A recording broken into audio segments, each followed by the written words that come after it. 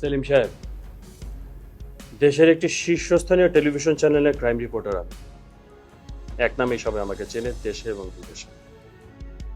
দেশ থেকে আপনার মতো এরকম কিট যারা আছে, যারা মাদক এবং কালোবাজারি নিয়ে ব্যবসা করে, তাদেরকে চিরদিনের জন্য উৎখাত করার জন্যই আমি এই পেশা বেছে নিয়েছি। এ দেশ আমার মা, আর এই দেশকে আমি আমার মার মতোই ভালোবাসি। আরে রাখেন আপনার ভালোবাসা। ভালোবাসা আপনি কি পাইছেনটা কি কম তো? টাকা পয়সা ধন দৌলত কিছুই তো কামাইতে পারেন না।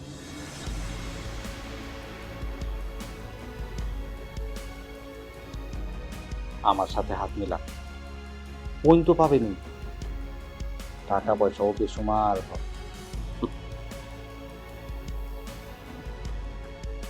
আমাকে কেনার ক্ষমতা আপনার নেই। আপাতত আমার বোনকে চাই, অক্ষত, সময় মতো। আপনার বোন যেখানে আছে সুস্থ আছে, ভালো আছে, বহাল তবিয়তে আছে। আগামী 1 ঘন্টার মধ্যে আপনার বোন আপনার বাসায় চলে যাবে, কিন্তু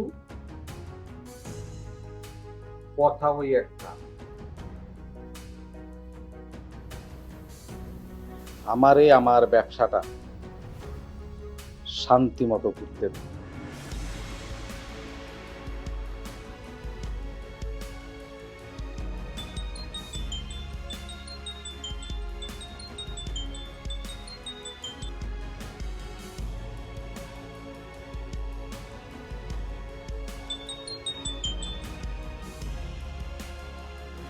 রাফি, বলেন। ম্যাটারে ছেড়ে দাও। ডান। মাথায় রাখবেন, এটাই আপনার সঙ্গে আমার শেষ কাজ। হ্যাঁ, মেশিনটা কখন দিবি? পাওয়া যাবেন কাজ শেষ হওয়ার পরে। রাখলাম।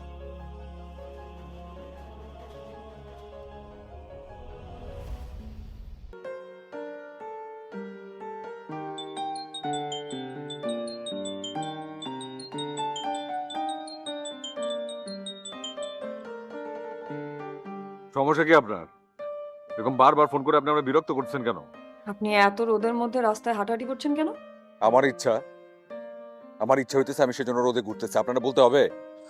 খুঁজতেছি একজন। আমি শিকদাররে খুঁজতেছি।